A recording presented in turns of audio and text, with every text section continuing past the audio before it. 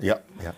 Terus pengen masuk ke topik terakhir nih mengenai trading dan investasi. Oke. Soalnya kan dari channel aku sering ngomong tentang itu kan. Ya. Pengen nanya deh, Bitcoin. Oke. Apakah itu sesuatu yang boleh orang investasi dan cara sudut pandang ngelihat Bitcoin seperti apa? Nah, ini aku disclaimer dulu ya. Aku tidak mendalami Bitcoin, cuma aku ngerti bagaimana menyikapi Bitcoin dalam pandangan Islam. Jadi kalau ada yang salah, tinggal ngomong aja pemahamanku salah di bidang Bitcoin itu yang mana, tinggal aku perbaiki pemahamanku sehingga formulanya ini tetap sama sebenarnya.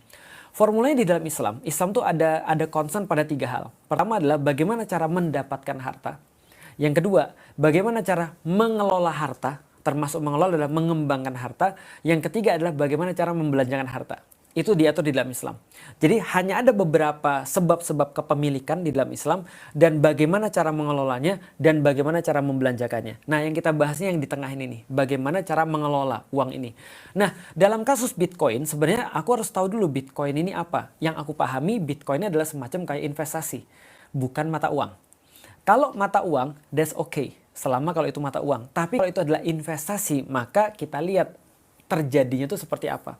Nah, kalau terjadinya mata uang itu seperti kayak misalnya kayak hal-hal yang lain lah ya, kayak misalnya trading, saham dan segala macam, maka aku lihat di situ lebih banyak gorornya atau ketidakpastiannya. Contoh misalnya begini, salah satu ketidakpastian atau goror itu adalah tiba-tiba dia naik tinggi, tiba-tiba turunnya kacau gitu. Nah, terus gimana cara kita bisa mengandalkan mata uang yang seperti itu gitu? Kalau dinilai dari segi mata uang, atau kalau enggak kok Ustadz itu Bitcoin kayak mata uang aja. Masalahnya mata uang tuh harusnya adalah benar-benar stabil. US dollar aja tuh bermasalah loh. Karena secara nilai mata uang harusnya nggak boleh berubah. By the way, mata uang dunia itu kan adalah emas dan perak ya. Dan setelah terus kemudian emas dan perak itu dinilai terus kemudian merepotkan secara fisik, maka dibuatlah notes untuk menandakan bahwa orang nyimpan emas di satu tempat.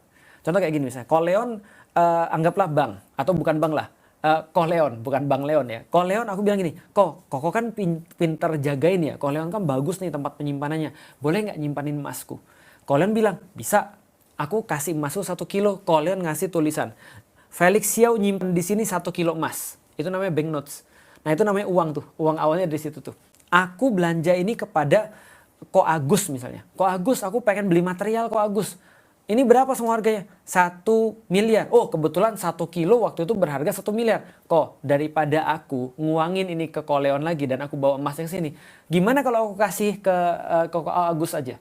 Ini adalah simpananku di Koleon, bisa pergi ke tempat Koleon. Kan gitu kan ya. Oke, dia ambil itu, dia cek pada Koleon. Koleon ini benar nggak?